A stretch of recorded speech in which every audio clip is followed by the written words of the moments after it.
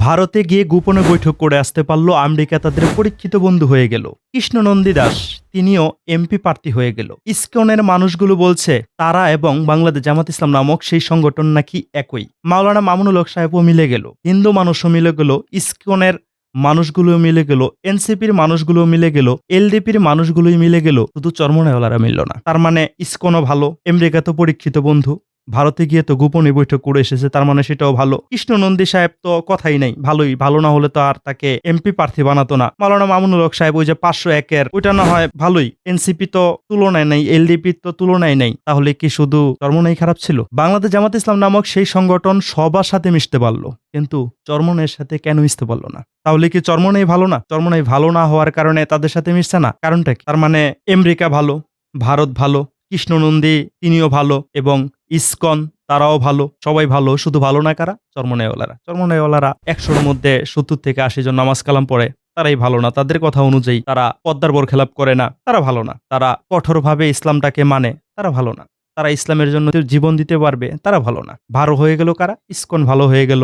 ভারত তো গোপনে বৈঠক করে এসেছে, ভারত তো ভালোই হয়ে গেল। আমেরিকা গিয়ে বৈঠক করে এসেছে, আমেরিকা পরীক্ষিত বন্ধু হয়ে গেল। তার মানে সবাই ভালো হয়ে গেল, শুধু চরমনাইওয়ালারাই বাংলাদেশ জামাত ইসলাম নামক সেই সংগঠনের কাছে খারাপ হয়ে গেল। আসুন, ইসকনের এক দায়িত্বশীল, ইসকনের একজন নেতা, সে বাংলাদেশ জামাত ইসলাম নামক সেই সংগঠনকে নিয়ে কি বলছে, আগে সেই কথাগুলোকে শুনি। আসুন আমরা একসাথে সেই কথাগুলোকে শুনি। জামাত শিবির এবং ইসকন এক ধরনেরই দল, কিন্তু কে ইসকন ও ধর্মনীতি নিয়ে পরিচালনা করে, জামাত ও ধর্মনীতি নিয়ে পরিচালনা করে, কিন্তু ধর্মের ভিত্তিটা একটু কঠোর।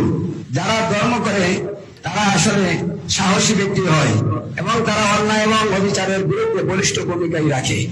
আপনারা হয়তো ইসকনের এই ব্যক্তিটার কথা শুনেছেন। জামাত শিবির এবং ইসকন একই, তারা ধর্ম নিয়ে চর্চা করে, আর যারা ধর্ম নিয়ে চর্চা করে তারা একটু বলিষ্ঠ কণ্ঠী হয়, তারা একটু প্রতিবাদী হয়। যেমন ইসকনও প্রতিবাদী, বাংলাদেশ জামাত ইসলাম নামক সেই সংগঠনের কর্মীরা সেই সংগঠনটাও প্রতিবাদী, সেজন্য তাদের সাথে মিলে গিয়েছে। তারাও ধর্মের জন্য কঠোরতা ব্যবস্থা করে, বাংলাদেশ জামাত ইসলাম নামক সেই সংগঠন তারাও ধর্মের জন্য কঠোর ভূমিকা রাখে। দুই দিক দিয়ে দুইজনে একই, ইসকন এবং বাংলাদেশ জামাত ইসলাম নামক সেই সংগঠন একই, কারণ ইসকনও ধর্মের জন্য সবকিছু করতে পারে, বাংলাদেশ জামাত ইসলাম নামক সেই সংগঠনও ধর্মের জন্য সবকিছু করতে পারে, সেই জন্য ধর্মের জন্য ইস্তেহার থেকে ইসলামটাকে বাদ দিয়ে দিয়েছে। সবগুলো শর্তের মধ্যে ইস্তেহারের কোথাও ইসলামের কথা বলা নেই।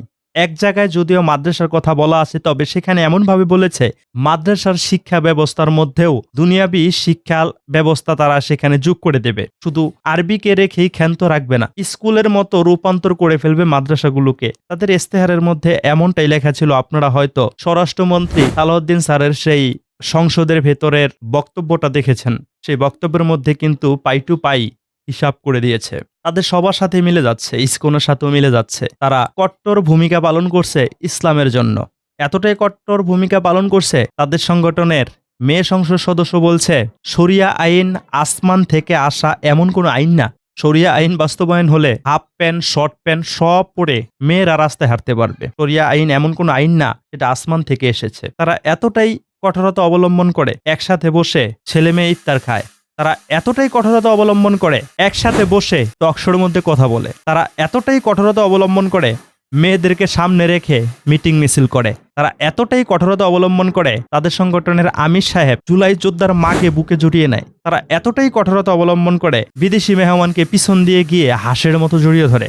তারা এতটাই কঠোরতা অবলম্বন করে, নাকে নাকে ঘষা মারে। তারা এতটাই কঠোরতা অবলম্বন করে, বর্তমান তাদের সংগঠনের মধ্যে বেপর্দা মেয়েদেরকে দিয়ে প্রচারণা করছে। তারা এতটাই কঠোরতা অবলম্বন করে ইসকনের মতো করে। তাদের আমেরিকার সাথে মিলে যায়, ভারতের সাথে মিলে যায়, হিন্দু বৌদ্ধ খ্রিস্টান সবার সাথে মিলে যায়, ইসকনের সাথে মিলে যায়। মিলে না শুধু ওলামাই কেরামের সাথে, কওমি অঙ্গনের ওলামাই কেরামের সাথে, সব কওমি অঙ্গনের ওলামাই কেরামের সাথে না, যারা তাদের বিপক্ষে অবস্থান নেয়, তাদের সত্য কথাগুলোকে তুলে ধরে, তাদের সাথে মিলে না। যারা খাসবদ্দা করে তাদের সাথে মিলে না। যারা রেসুইটে গিয়ে ধরা খায় না তাদের সাথে মিলে না। যাদের কুকর্ম খুঁজে পাওয়া যায় না তাদের সাথে মিলে না। তারা এতটাই ধর্মের কঠোরতা অবলম্বন করে।